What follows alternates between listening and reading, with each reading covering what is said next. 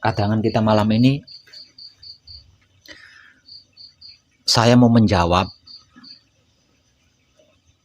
pertanyaan-pertanyaan yang sama yang masuk ke website saya ya.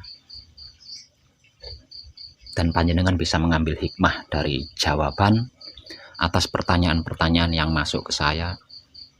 Dan ini perlu saya jawab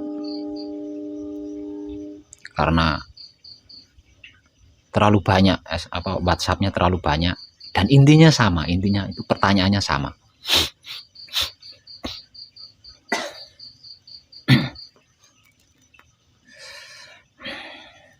Pertanyaan yang banyak itu seperti ini.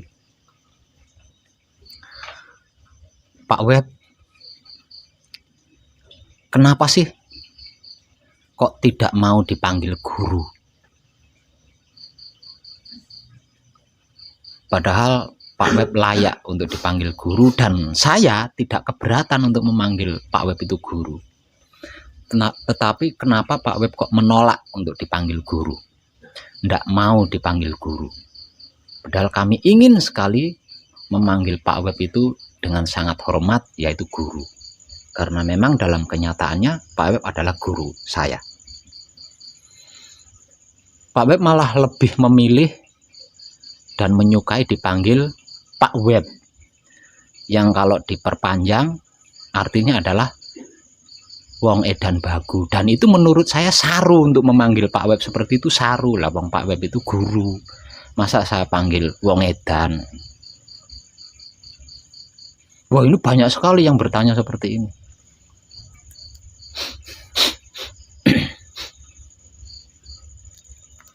Jawabannya seperti ini. Yang pertama, selama ini kita terlalu buruk memaknai wong edan. Ya, jawaban pertama, kita terlalu buruk memaknai istilah wong edan.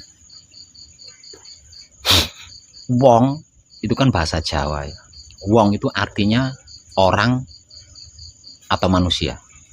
Itu wong. Wong itu artinya orang atau manusia.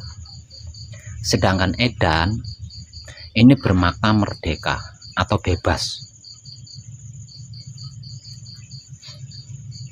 Artinya wong edan itu orang bebas atau manusia merdeka. Apakah itu saru? Orang bebas atau orang merdeka atau manusia merdeka, apakah itu saru? Jadi arti maksud daripada wong edan adalah orang bebas atau manusia merdeka. Itu artinya wong edan. Bukankah selama ini manusia atau orang yang bebas, yang merdeka itu adalah orang edan? Selain orang edan, ada nggak di dunia ini yang merdeka, yang bebas itu? Semuanya terikat aturan. Selain wong edan itu semuanya terikat aturan, entah itu aturan apapun, pasti terikat. Jadi hanya orang edan saja yang tidak terikat itu, yang bebas, yang merdeka itu. Nah, saya mengambil filosofi dari situ. Di belakang ada kata bagu, artinya bareng Gusti, bersama Tuhan. Jadi kalau disambung wong edan bagu artinya adalah orang bebas bersama Tuhan atau manusia merdeka bersama Tuhan. Letak sarunya di mana coba? Letak sarunya di mana? Satu. Yang kedua, jawaban yang kedua.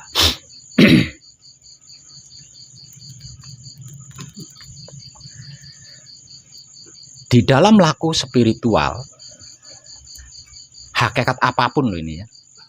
Laku spiritual itu kan universal ya. Yang bersifat pribadi adalah hakikatnya. Jadi laku spiritual ini bisa diarahkan kemanapun. Seperti misalnya laku spiritual keilmuan, laku spiritual kanuragan, laku spiritual apa ya, perekonomian, laku spiritual pergaulan, dan banyak laku-laku spiritual yang berhakikat pribadi. Jadi kalau laku spiritual itu sifatnya universal atau umum. Nah, yang bersifat pribadi itu adalah hakikatnya. Jadi di dalam laku spiritual, di hakikat apapun, termasuk di dalam hakikat hidup. Jadi laku spiritual yang sedang kita geluti ini adalah laku spiritual hakikat hidup, bukan selain hidup ya. Bukan tentang ilmu, bukan tentang agama, bukan tentang keyakinan dan lain sebagainya, bukan semua. Tapi tentang hidup, laku spiritual hakikat hidup. Inilah yang sedang kita geluti. Jadi pada intinya, laku spiritual dalam hakikat apapun, puncaknya adalah satu atau sama, yaitu suci. Yang selama ini lebih dikenal dengan sebutan Tuhan. Jadi yang disebut-sebut Tuhan dengan berbagai macam julukan, nama, itu sesungguhnya adalah suci. Jadi laku spiritual hakikat apapun, puncaknya satu dan itu adalah sama, yaitu suci. Lah suci itu tidak bisa dicampuri dengan apapun dan tidak bisa tercampuri oleh apapun. Artinya di dalam spiritual apapun, kalau ingin gitu ya, kalau ingin bisa menggapai puncaknya, ini kita harus suci. Ya, manusia tidak mungkin suci. Batasan manusia adalah murni. Yang suci, bagian diri manusia adalah hidupnya. Selain hidupnya manusia, itu tidak suci. Namun, harus murni. Nah, dalam artian, murni itu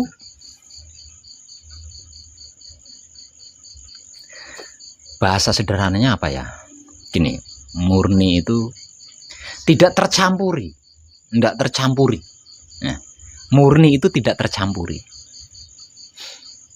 Kalau jelek, ya jelek gitu loh. Tidak ada baiknya, nggak ada setengah baik. Nah, kalau baik, ya baik, tidak ada jeleknya atau setengah jelek, itu nggak ada. Itu maksud daripada murni. Jadi murni itu sesuatu yang satu dan itu tidak tercampuri oleh lainnya. Gitu.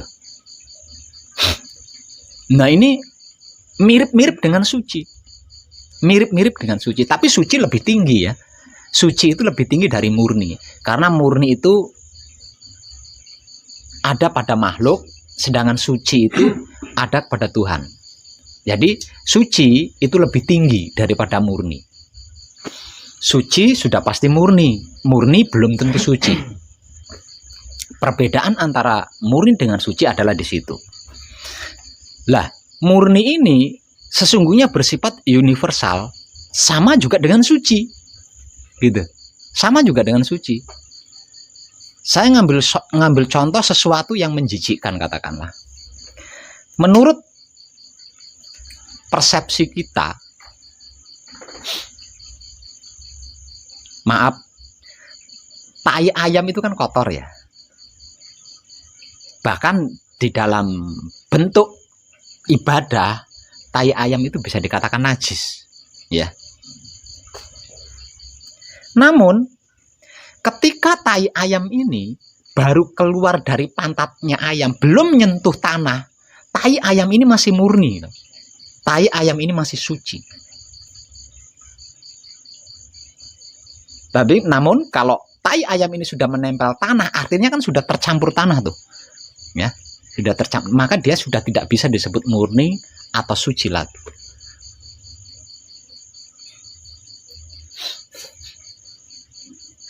Itu yang paling menjijikkan. Yang tidak menjijikkan adalah anak kita. Ketika anak kita masih berupa jabang bayi, keluar dari rahim sang ibunya, itu disebut suci atau murni. Bayi yang baru keluar dari rahim ibunya itu itu disebut murni, masih suci. Ya. Padahal coba panjang lihat, ketika bayi baru keluar itu seperti apa? Seluruh kotoran yang ada di perut ibunya nempel di bayi itu kan, terbawa di bayi itu kan. Tapi kenapa kok disebut murni, disebut suci? Sama dengan tai ayam itu tadi loh. Sama. Artinya dari sini kita bisa mengambil kesimpulan bahwa suci atau murni itu adalah sesuatu yang belum tercampuri, sesuatu yang belum tersentuh oleh lainnya. Sederhana kan aslinya. Hanya selama ini kita mencernanya dengan sangat rumit.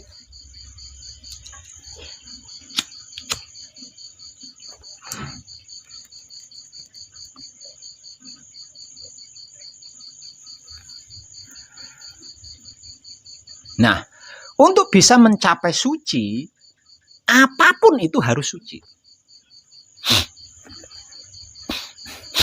Untuk bisa mencapai suci sebagai puncak daripada laku spiritual dalam hakikat apapun, apapun itu harus suci.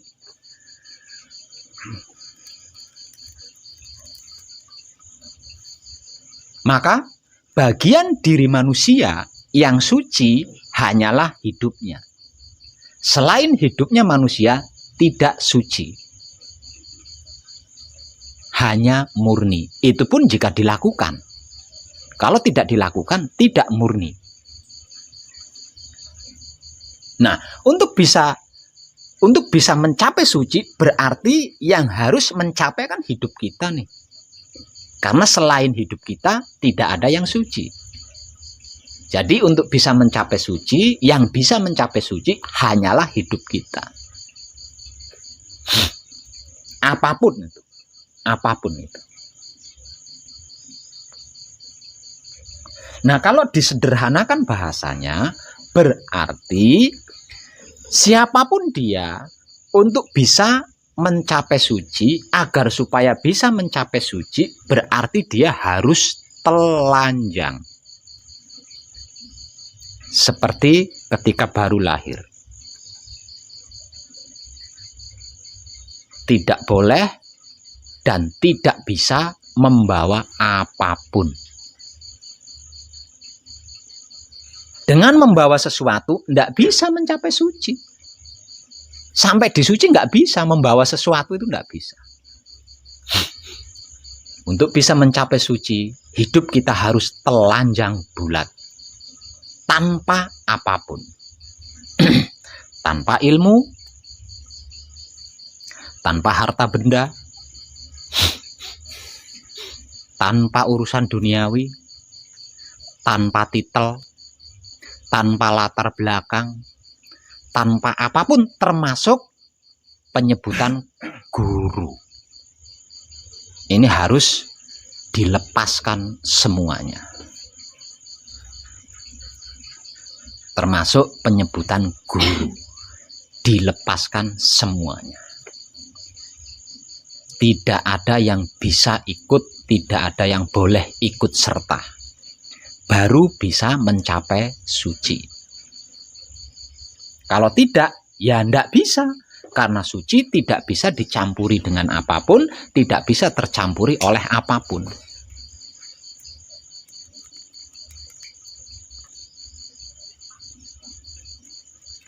Ini rumit.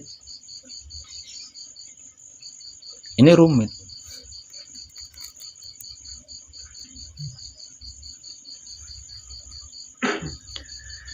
Ketika panjenengan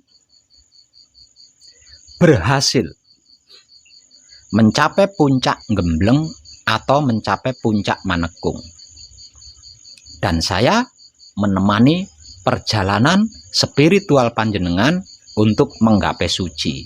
Di dalam benak panjenengan ada saya sebagai guru panjenengan, maka panjenengan tidak akan bisa mencapainya. Tidak akan bisa mencapainya. Karena apa? Karena di dalam benak panjenengan ada saya sebagai guru panjenengan.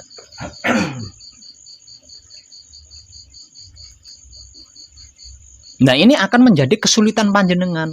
kalau sejak awal panjenengan mengenal saya harus memanggil saya guru. Gitu. Ini akan menjadi kesulitan panjenengan kalau sejak awal kita bertemu ada istilah guru dan murid. Makanya yang saya tanamkan adalah teman, bukan guru. Agar nanti panjenengan tidak mengalami kesulitan gitu loh.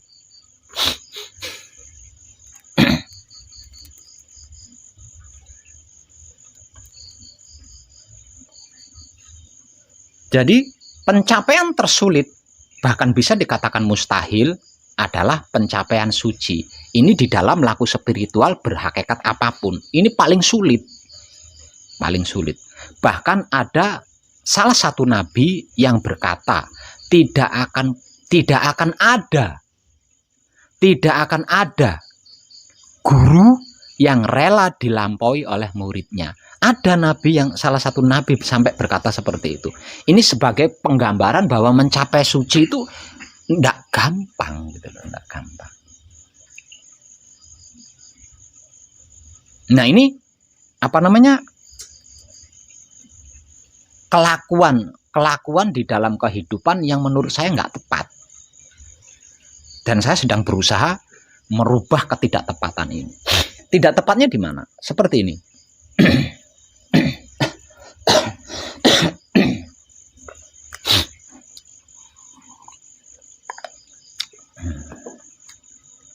Katakanlah saya seorang guru ilmu kesaktian. Saya memiliki 5 orang murid yang sedang berguru kepada saya. Nah, kebiasaan secara turun-temurun adalah sebagai berikut. Karena ada 5 orang yang sedang berguru kepada saya, maka saya harus menurunkan ilmu saya kepada 5 orang murid saya. Namun dikarenakan yang namanya manusia itu memiliki kekurangan yang disebut lupa, maka untuk menjaga kalau 5 murid saya ini mengalami lupa, maka ada satu ilmu yang tidak saya turunkan. Karena kalau seluruh ilmu yang saya berikan, saya tidak bisa mengingatkan 5 murid saya. Kalau 5 murid saya ini sampai mengalami lupa diri. Nah, ini loh yang warisan teknik belajar yang secara turun-temurun diwarisi. Gitu. Nah, setelah selesai, seluruh ilmu saya berikan kepada 5 murid saya kecuali 1 yang menjadi intinya. Selesai kan? Suatu ketika salah satu murid saya dari 5 murid saya ini, salah satu dari 5 murid saya ini mempunyai murid lagi. Dia akan memiliki prinsip yang sama seperti saya dulu. Dari sekian banyak ilmunya, 1 yang tidak diberikan kepada muridnya. Coba jenengan pikir kalau ini diterapkan 10 kali pembelajaran. Maka yang belajar ilmu yang ke-10 kali kan hanya dapat 1 kan. Nah, ini saya robah ini. Tidak bisa seperti itu. Jadi kejadian orang-orang sakti di sana yang begitu, kejadian orang-orang sakti yang di situ begini, gitu. Itu bukan salah mereka, tapi salah guru mereka.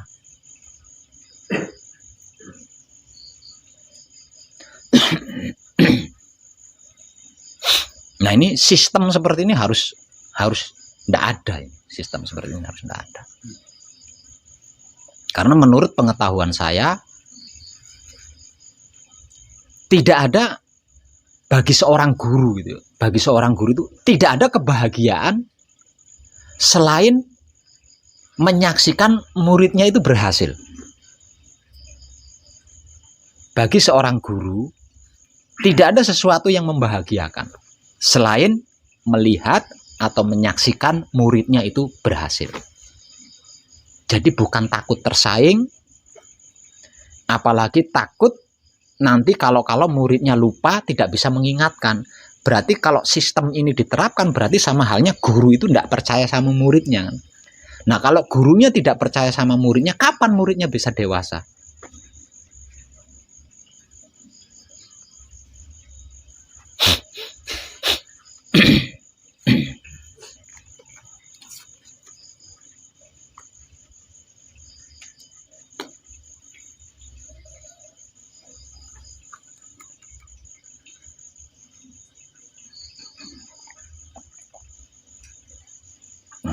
Nah, untuk bisa merubah kebiasaan itu, maka istilah guru dan murid ini harus tidak ada.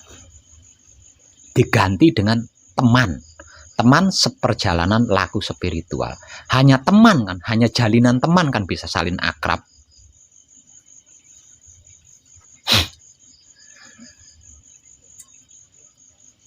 Jadi, di dalam pengkajian ini, kita, bukan saya loh ya, di dalam pengkajian ini kita, bukan saya, atau bukan panjenengan, tapi kita butuh kerjasama yang baik.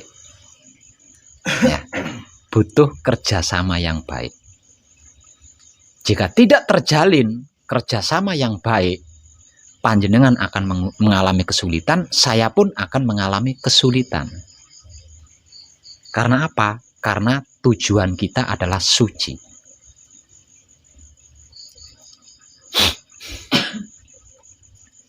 Sedangkan suci itu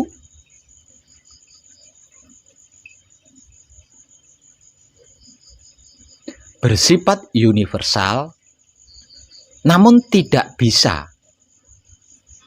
didatangi oleh yang tidak suci.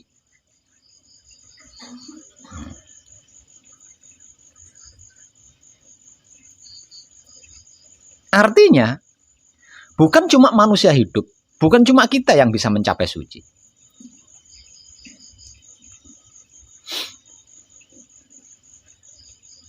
Anjing sekalipun, yang konon katanya najis, jika dia suci, bisa mencapai suci. Artinya, anjing ini tidak kemomoran, tidak tercampuri dengan hal-hal yang lain.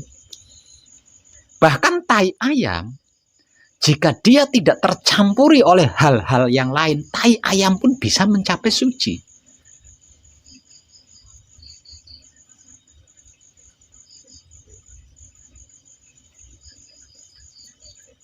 Karena apa? Karena suci itu universal, namun tidak bisa dicampuri oleh sesuatu yang tercampuri.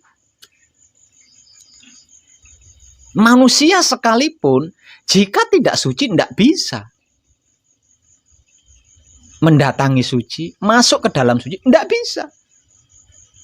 Jika kedatangannya membawa urusan duniawi, membawa masalah, membawa pakaian, membawa keluar, tidak bisa. Tidak bisa.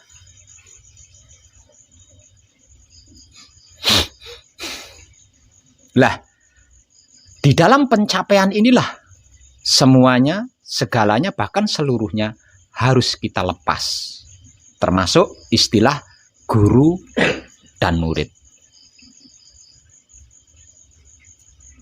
Harus kita lepaskan. Namun jangan salah paham di sini. Wah, saya dulu belajar ilmu Brojo Musti, lelakunya 90 hari 90 malam. Sekarang untuk mencapai suci, saya harus membuang ilmu Brojo Musti saya. Bukan membuang, melepaskan, dan itu pun ketika mencapai suci. Jadi jangan takut. Ilmu panjenengan, kalau panjenengan dulu pernah belajar ilmu panjenengan tidak akan hilang kemana-mana. Lawang kita lepaskan ketika kita mencapai saja. Setelah mencapainya, ya kita kantongi lagi toh, kalau ilmu itu adalah sesuatu yang bisa dikantongi. Nah, ini banyak yang salah paham di sini. Berarti untuk bisa mencapai suci, saya harus menceraikan istri saya. Songong itu namanya. Bukan begitu maksudnya. Istri harus dilepas, tapi ketika mencapai ini loh. Setelah berhasil mencapainya, ya kelon lagi sama istri lah. Gimana? Nah, ini banyak yang salah paham di sini.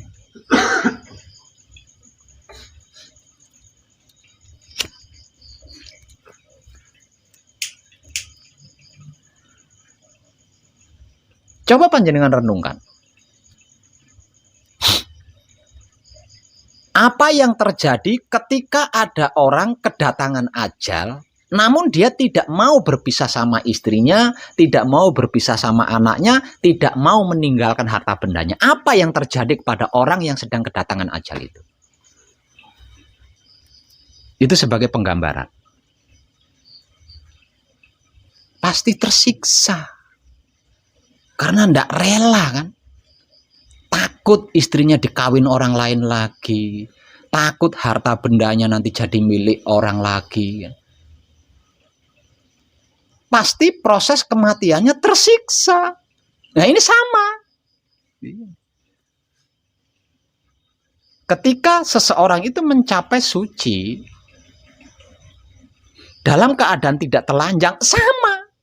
Hanya saja tidak tersiksa. Kalau orang mati tersiksa bahasanya. Tapi kalau mencapai suci kan bahasanya kesulitan. Karena tidak telanjang, karena tidak murni, karena tidak suci, membawa sesuatu.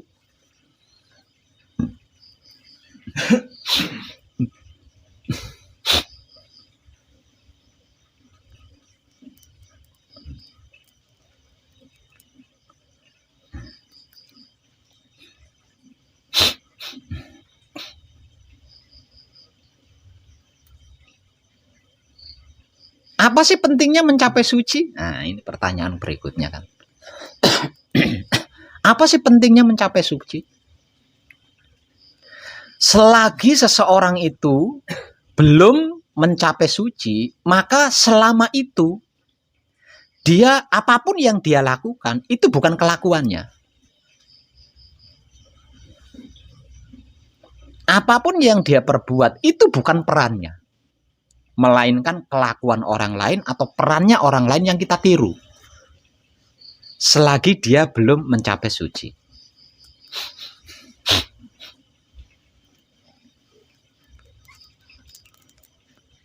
Panjenengan tahu persepsi? Ada yang nggak paham arti maksud daripada persepsi? Ada nggak? Saya nggak paham. Persepsi adalah perbuatan mengenali sesuatu, kemudian menafsirkannya, lalu menyusunnya agar bisa disampaikan kepada orang lain dan orang lain itu paham. Itu arti maksud daripada persepsi. Semakin tinggi, semakin lama kuliahnya, pasti semakin bagus persepsi seseorang itu.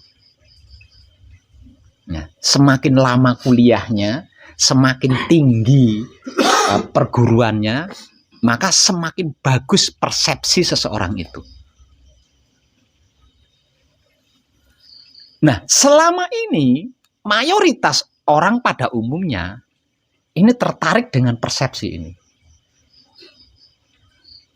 Jika persepsinya tidak baik, orang tidak akan tertarik. Nah, orang tidak akan tertarik. Semisal contoh, semakin lama seseorang mempelajari agama, maka semakin bagus persepsi seseorang itu tentang agama. Sehingga dia bisa menjelaskan kepada orang lain. Karena jelas, orang ini tertarik. Lalu dia menjalankan agama. Artinya seseorang ini melakukan sesuatu yang itu bukan perannya. Semisal contoh saya lama mempelajari agama, sudah pasti saya memiliki persepsi-persepsi tentang agama itu. Orang awam sekalipun bisa mencerna bahasa saya. Sehingganya ketika saya menjelaskan tentang agama kepada si A, si A ini tidak perlu waktu lama. Oh begitu ya, oh begitu ya. Nah kalau kamu harus begini, kamu harus begini. Dia lakukan. Maka selama itu apa yang dia lakukan itu adalah dari saya, bukan dari dirinya sendiri.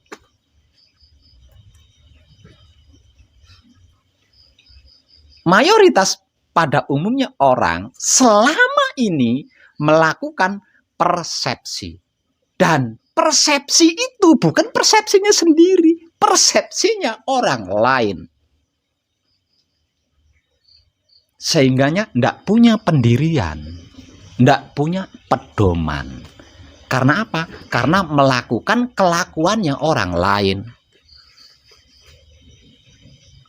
Terus sampai kapan kita seperti itu? Ini pentingnya mencapai suci. Dengan mencapai suci, kita bisa mengenal diri. Dengan mengenal diri, kita punya pendirian. Tidak niru, apalagi melakukan kelakuannya orang lain. Ini yang dimaksud laku suci. Laku bukan melakukan kelakuannya orang lain, tapi laku yang melakukan kelakuannya sendiri.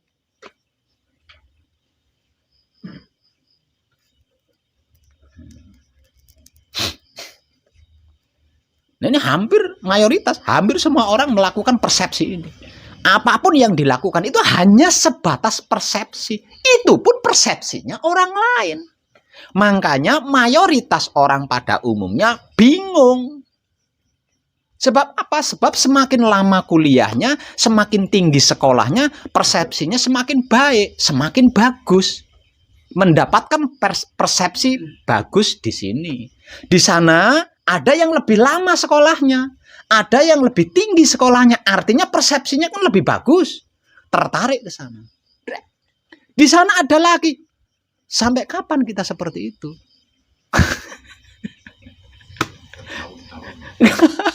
Ya, selama ini kita seperti itu gitu loh. Selama ini kita, bagaimana ndak capek?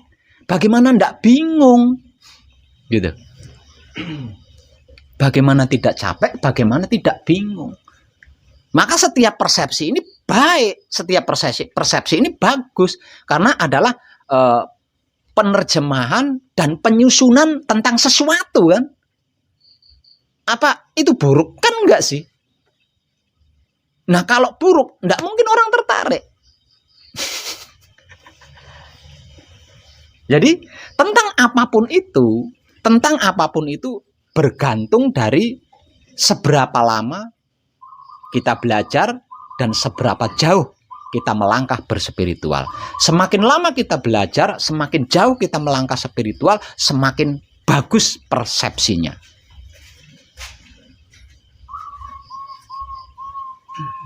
Coba kalau di satu daerah saja, di satu daerah, ada 10 orang yang memiliki persepsi bagus. Ada 10 orang yang memiliki persepsi bagus. Coba jenengan, apa enggak satu daerah itu kebingungan mau ngikut yang mana? Pasti bingung mau ikut yang mana. Ini bagus, tapi itu lebih bagus.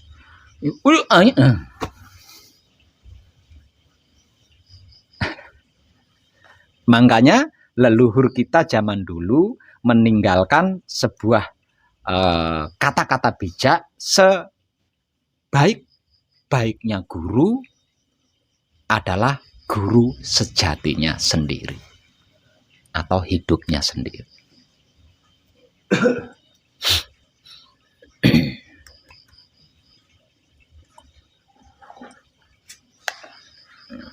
Kalau panjenengan tidak segera mencapai suci, maka selama itu panjenengan hanya sebatas melakukan persepsi saya. Hanya sebatas melakukan persepsi saya.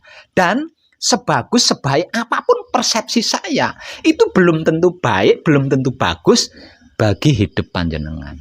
belum tentu tepat bagi hidup panjenengan.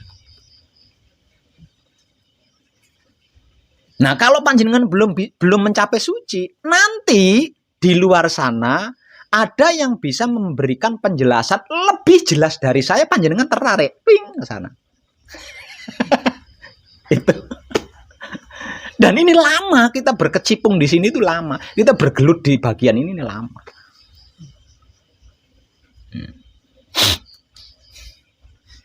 Artinya selama itu kita tidak punya pedoman, tidak punya pendirian, alias tidak beriman. Itu pentingnya mencapai suci bagi siapapun. Padahal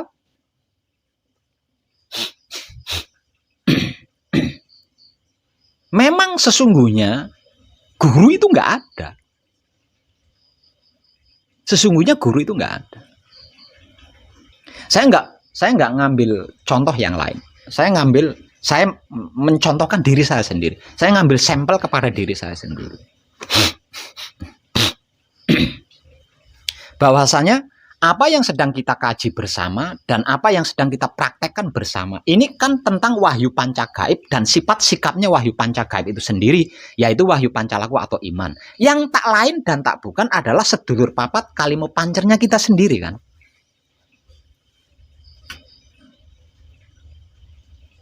Artinya wahyu panca gaib ini kan ada di dalam diri panjenengan sejak dulu. Ya kan? Dan saya hanya menekan tombol saja. Klik. Apakah saya guru? Nggak bisa. Lawang saya cuma menekan tombol yang sudah ada kok. Kecuali belum ada tombol di dalam diri panjenengan. Belum ada wahyu panca gaib di dalam panjenengan, di dalam diri panjenengan. Lalu saya memberikan tombol, memberikan wahyu panca gaib. Boleh manggil saya guru. Lawang semuanya ada di diri panjenengan sendiri kok. Saya cuma tinggal nekan tombol yang sudah ada di situ. Bukan guru kan? Nah, makanya jangan manggil saya guru.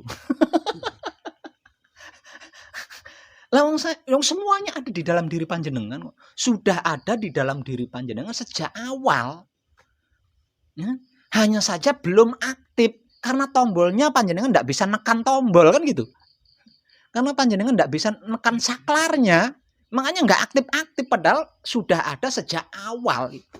Ada di dalam diri panjenengan sejak awal. Dan mereka berlima ini, wow, ya, wow.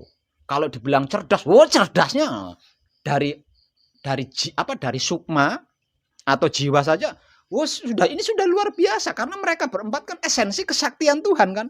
Oh, kesaktian Tuhan kok diragukan? Nah ini kan ada di dalam diri panjenengan sejak lama kan. Ketambahan ada ruh Tuhan di dalamnya. Belum lagi 3 singgasana Tuhan di dalamnya. Itu ada sejak lama, sejak awal di dalam diri panjenengan. Hanya saja panjenengan belum mengetahui. Karena semua potensi itu belum aktif. Kenapa kok belum aktif? Lah tombolnya, saklarnya panjenengan tidak bisa nekan. Nah, saya membantu. Klik. Apa yang saya ajarkan sama panjenengan? Nggak ada kan, lawang itu panjenengan sendiri kok. Iya kan? Nggak ada yang saya ajarkan. Saya hanya menekan tombol saja. Kenapa saya nggak mau disebut? Karena saya bukan guru. Guru itu kan memberikan sesuatu. Iya kan? Mengajarkan sesuatu. Lah saya tidak memberikan sesuatu, tidak mengajarkan sesuatu. Apa yang sedang kita kaji bersama, apa yang sedang kita praktekkan bersama ini sudah ada di dalam diri panjenengan sejak lama, sejak awal. Lah terus apa yang saya ajarkan? Lah wong saya cuma nekan tombol saja.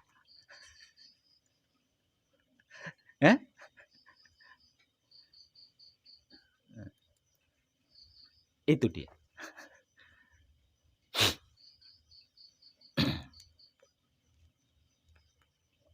Jadi sesungguhnya guru itu nggak ada. Sama. dengan ilmu kanuragan, ilmu kesaktian, ilmu apapun sama. Sesungguhnya mereka itu bukan guru. Karena apa? Karena mereka hanya tinggal nekan tombol saja. Hanya tinggal nekan tombol.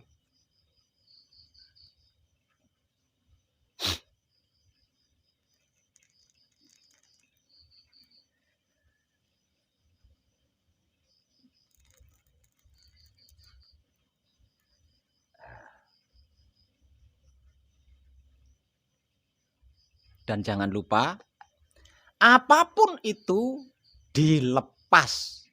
Dan melepasnya hanya ketika mencapai suci.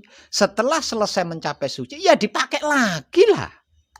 Jadi jangan takut kehilangan. Waduh, ilmu yang pernah saya lakoni sekian bulan di dalam gua akan luntur, nggak akan kemana-mana, nggak akan hilang kemana-mana. Tetap ada. Jadi jangan takut. Kecuali susuk. Nah, ini beda kalau susuk. Susuk kan bukan bagian dari diri kita, dia dari luar diri kan, yang ditanam di dalam diri kita.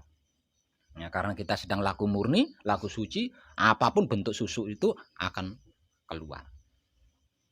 Tapi kalau itu berupa mantra, japa mantra, doa, ilmu, enggak akan kemana-mana, jangan takut.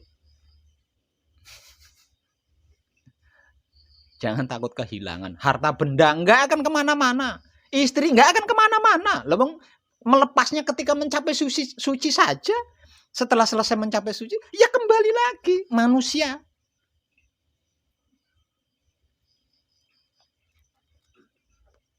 Ini banyak yang salah paham di sini. Waduh, Pak Beb, saya belum siap karena saya masih sayang dengan ilmu saya.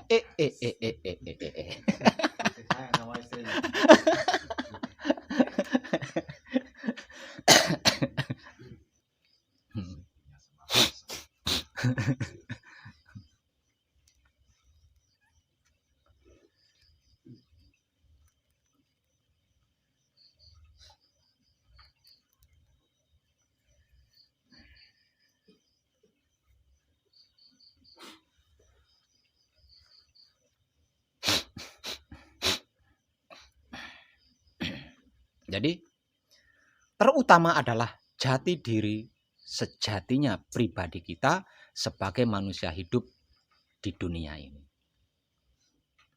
Yang selama ini disebut-sebut sebagai kitab Lauhul Mahfuz. Kita butuh kitab itu, kita butuh jati diri itu.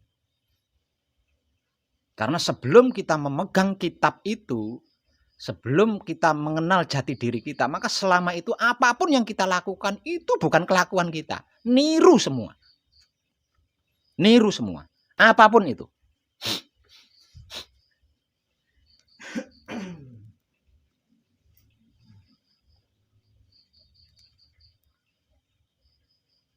Karena bisa dipastikan yang kita lakukan adalah sebuah persepsi. Buktinya teratur. Teratur, rapi, sesuai rencana.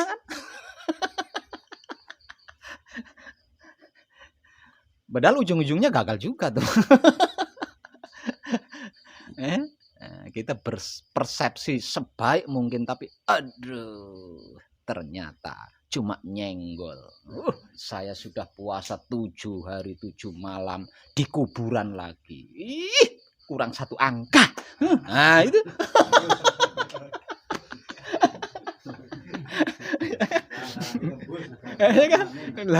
Kita itu loh melakukan hal-hal seperti itu selama ini.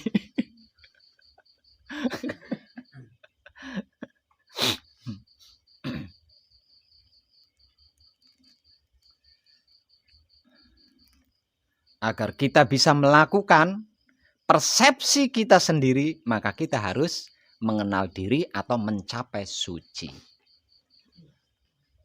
Itulah sebenar-benarnya guru. Nah, kalau panjenengan sudah berhasil mencapai suci dan ngatain bahwa suci itu guru panjenengan, silakan, karena dia layak untuk dikatakan guru.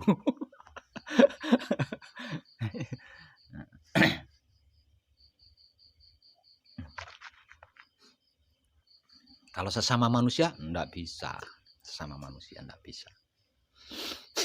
Karena sesungguhnya sesama manusia hidup adalah saling memberi, saling mengisi, saling melengkapi, bukan saling menggurui.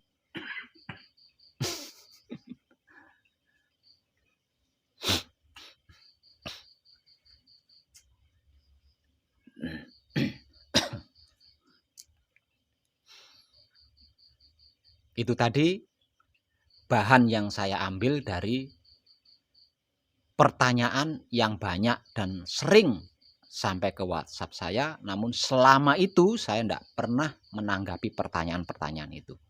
Karena saya pikir tidak penting lah. Tidak penting itu. Saya pikir gitu. Tapi karena nggak ada henti-hentinya, ini kalau saya tidak jawab-jawab begitu terus nanti pertanyaannya. Nanti sambil patrap kunci, kenapa ya Pak Web nggak? Ya kan. Iya kan? Karena terngiang-ngiang itu tadi. Nah, itu.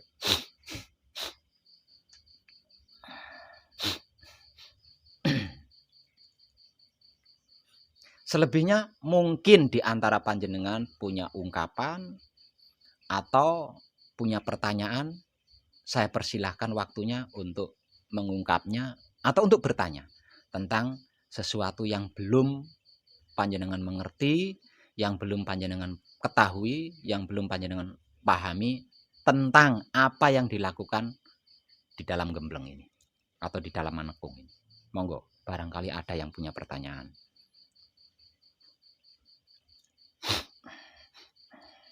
Jadi jangan diam saja supaya panjenengan tidak mengalami kesulitan. Ya. Ini Pak Web yang nanya. Saya ketika patrap itu kan jumlahnya kan 7 kali ya. Itu kadang-kadang lupa lebih apa enggak, itu gimana Pak? Apanya yang 7 kali? Kunci berarti. Bacaan kunci 7 kali.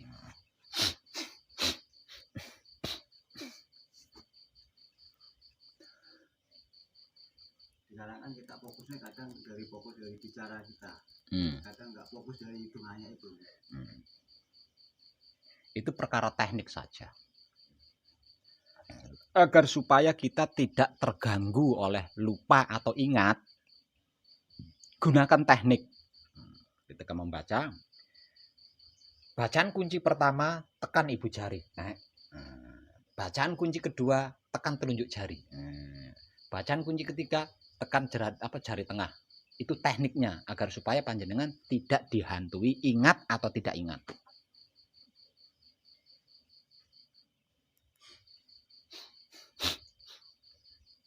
Bisa dikopi? Bisa. Roger ganti gitu. Itu yang saya juga sama seperti kayak gitu. Untuk yang lainnya biar tahu.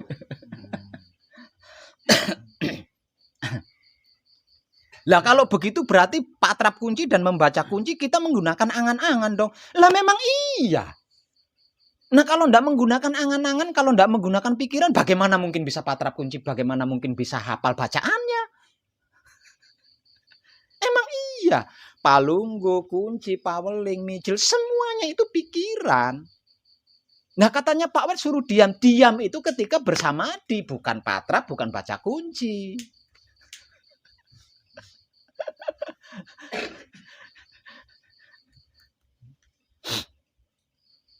Ada lagi? Ya? Yang katanya yang aku atau saya itu yang mana? Saya Iya. Itu jiwa dan raga. Jiwa dan raga itu saya. Nah, kalau aku itu hidup. Nah, kalau kami berarti jiwa raga plus hidup. Ya. Itu perbedaan antara saya, aku, dan kami. Nah, pada umumnya kata-kata di dalam kitab itu Tuhan menggunakan kami. Ya, bukan aku. Di dalam kitab ini ya. Hampir semua isi kitab ketika Tuhan berbicara, kitab itu kan memuat kata-kata Tuhan. Nah, ketika Tuhan itu berbicara, menyampaikan sesuatu atau mengatakan sesuatu, pasti bisa dipastikan dia menggunakan kata kami. Berarti semuanya kan. Nah, ini banyak yang gagal paham di sini juga, dianggapnya kami itu Tuhan. Padahal kami itu banyak jumlahnya.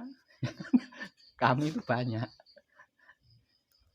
Nah, di sini banyak orang-orang yang mempelajari kitab tidak jeli di situ. Jadi ada perbedaan di situ. Kapan ketika Tuhan berkata aku, kapan ketika Tuhan berkata kami. Jadi ada dua yang digunakan di dalam Alkitab. Kalau bukan aku, kami. Jadi kalau ketika Tuhan menggunakan istilah aku, berarti apa yang dikatakan, apa yang disampaikan Tuhan itu berlaku untuk hidup kita. Ya. Jadi kalau panjenengan membuka sebuah kitab dan di dalam kitab itu Tuhan menggunakan istilah aku, berarti apa yang disampaikan Tuhan itu untuk hidup kita. Nah, ini kalau diterapkan ketika kita bermasyarakat enggak bisa.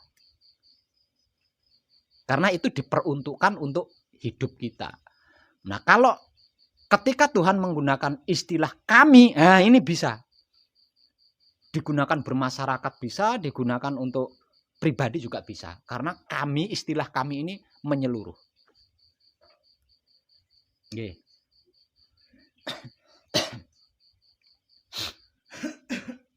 Ada lagi? Monggo panjenengan tadi. Tentang suci dan murni.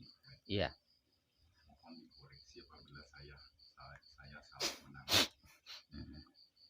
Bahwa murni itu belum tercampuri dan tidak akan tercampuri oleh yang lain. Manakala sebuah pemikiran muncul, berarti itu kan murni. Ya, murni. Tetapi saat pikiran murni ini dicampuri oleh ego, pamrih, dan arogan, menjadilah tidak murni. Tidak murni. Iya. Ya. Semisal contoh. Saya akan melakukan kebaikan buat si Mas ini. Itu murni. Tapi kalau sudah ada kata-kata seperti ini, supaya Mas ini juga baik kepada saya. Menjadi sudah tidak murni lagi itu. Ya.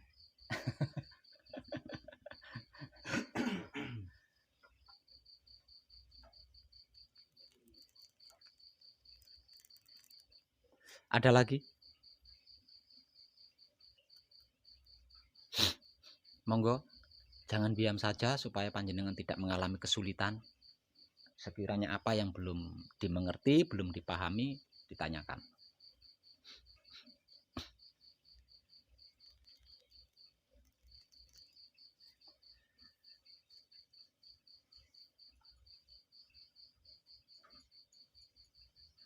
Halo? Kring. Halo? Lupa pertanyaannya. Saya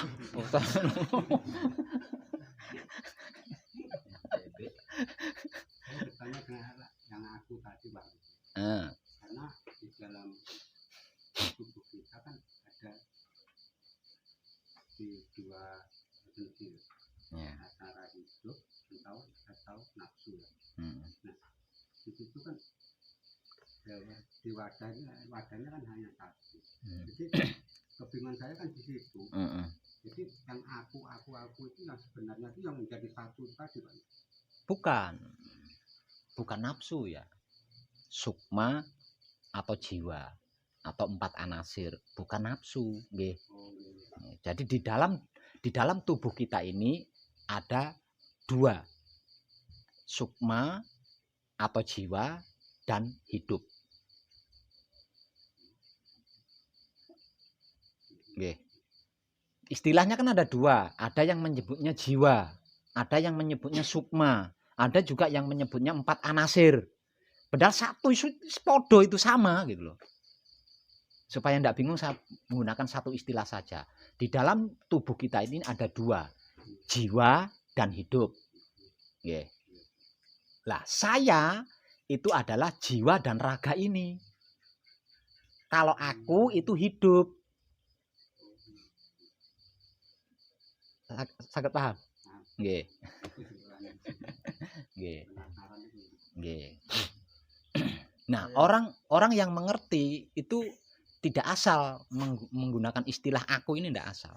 Makanya orang awam yang sering menggunakan istilah aku itu disebut sombong. Ya. Karena makomnya atau dimensinya aku itu tinggi. Jadi kalau digunakan oleh orang awam disebutnya sombong, ya. Sedikit-sedikit muncul akunya, sedikit-sedikit muncul akunya, padahal masih katanya. Nah, ini kan. Ya, kalau orang Jawa kromo, aku itu disebut tidak sopan, ya, tidak sopan. Jadi kebanyakan saya itu umum. Nah, saya itu kaitannya raga ini dengan jiwa, dengan 4 anasir itu. Nah, kalau kami, nah berarti tiga-tiganya ke bawah tuh. Nggih. Antara raga, jiwa dan hidup katut kalau kami. Ini ada kode etik yang seperti itu. Jadi ada perguruannya dulu itu di pedalaman di daerah Kalimantan. Ini dulu saya pernah berguru ilmu di orang Dayak Kalimantan. Itu pakai kode etik masuknya. Jadi kalau datang itu ada pertanyaan seperti ini. Kamu datang bersama siapa? Satu misal sendiri. Saya sendiri, enggak diterima, enggak masuk.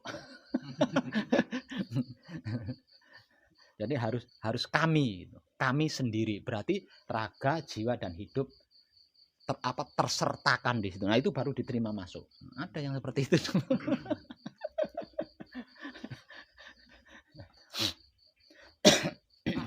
Ya. Berarti kalau misal kita makan ya, Ya.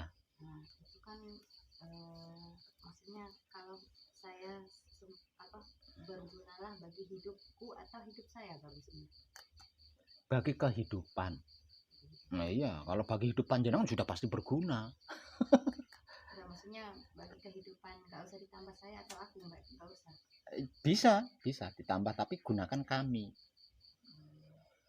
Soalnya kan kami ada di Sumatera itu kan dari Jawa tuh aku tuh kan beda makna. Iya.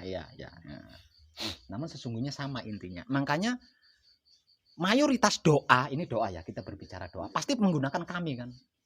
Ampunilah kami ya Tuhanku. Nah, kebawa semua itu, kebawa semua.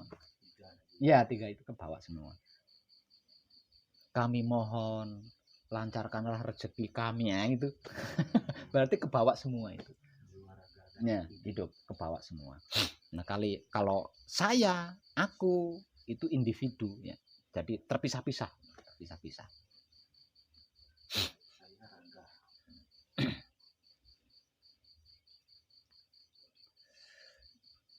Ada lagi? Iya, apa? Ini tentang kunci, Pak. Nah, sebentar. Ini yang dibilang ego, kalau pamrih saya tahu arogan. Ego sama arogan ini yang saya belum mengerti.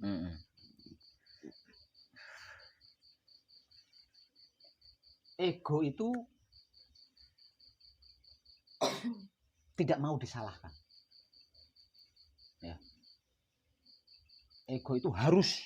Nah, itu namanya ego. Harus itu ego. Apapun itu yang bersifat harus bagimu, nah itu ego.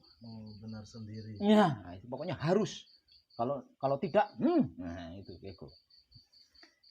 Arogan. Nah, kalau arogan, tidak mau menundukkan kepala. Nah, tahu, tidak mau menundukkan. Nah, ya, tidak mau menundukkan kepala, ya. Nah. Pamrih lagi lebih jelas. Pamrih itu ya karena menginginkan sesuatu, mengharap sesuatu. Mengharap sesuatu, menginginkan sesuatu. Ya, itu namanya pamrih.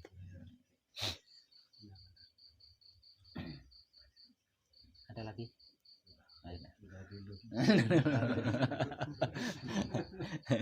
Ayo, untuk panjenengan yang dari Mojokerto. Tentang kunci. Iya, tentang kunci. Bacaan kunci, Bapak. Ya. Bacaan kunci yang sebenarnya itu kan kinantenan rasa. Muni kinantenan rasa itu seperti apa, Pak? Maca punji urip kinantenan rasa.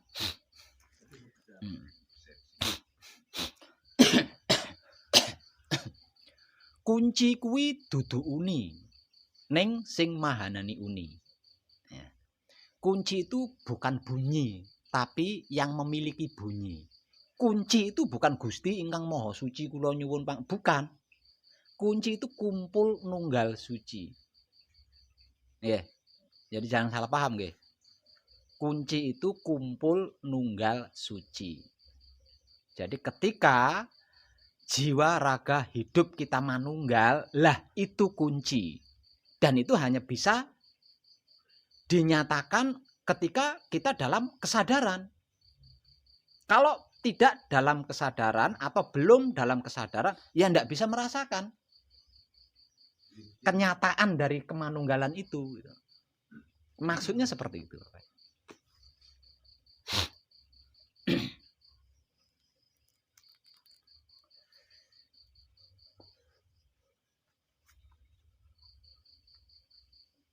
Sampun klik dereng. Nah, kalau bacaan beda lagi. Kunci kuwi dudu uni ning kang mahanani uni. Kunci itu bukan bunyi, namun yang memiliki bunyi. Artinya kan Tuhan itu sendiri. Mula maca kunci nganggo rasa, aja nganggo angen-angen. Maka baca kunci gunakan rasa, jangan gunakan angan-angan.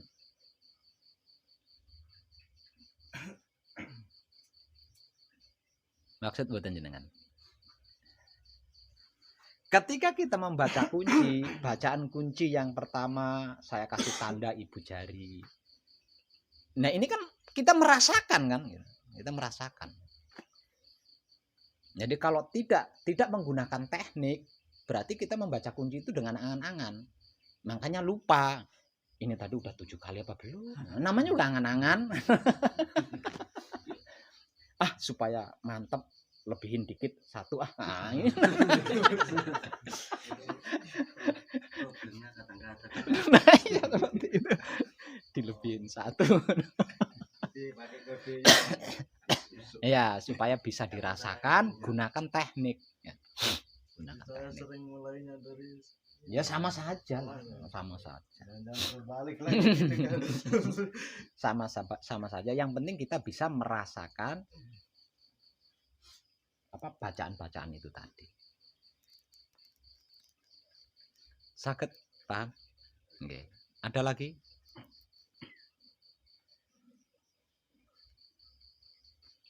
Monggo, ada lagi?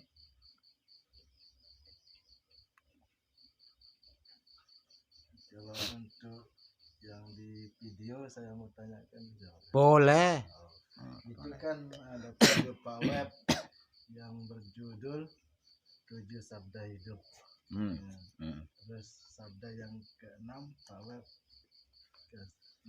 hendak jelaskan. Ya. Ya. Jadi kamu minta penjelasan di sini. Ya kan gitu kan? Nah, saya bagaimana menjelaskannya? Bukan gitu. Ini kan bukan penjelasan. Saya cekik kamu supaya kamu begitu. ya, supaya kamu mati sehingga bisa mencapai suci. Gimana saya menjelaskannya itu? Oh, iya. Kan harus secara langsung. Oh, iya. Itu berarti jawabannya.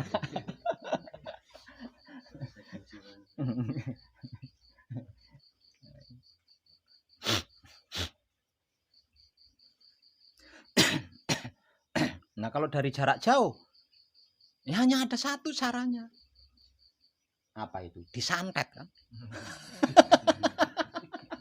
Iya kan? Disantet.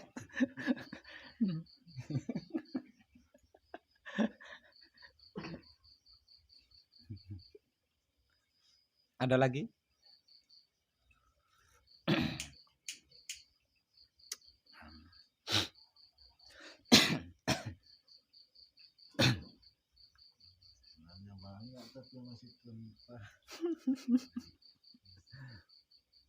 Mungkin yang dari Semarang, monggo.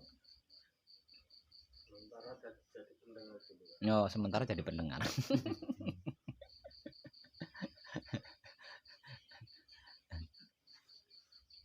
Kalau begitu berarti tidak ada kan ya, nggak ada pertanyaan.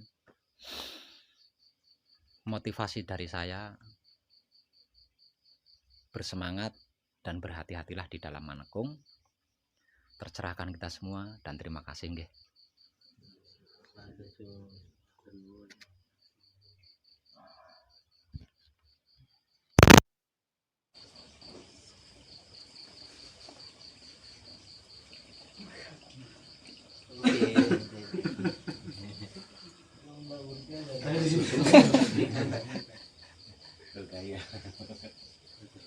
Siapa yang mau bergaya?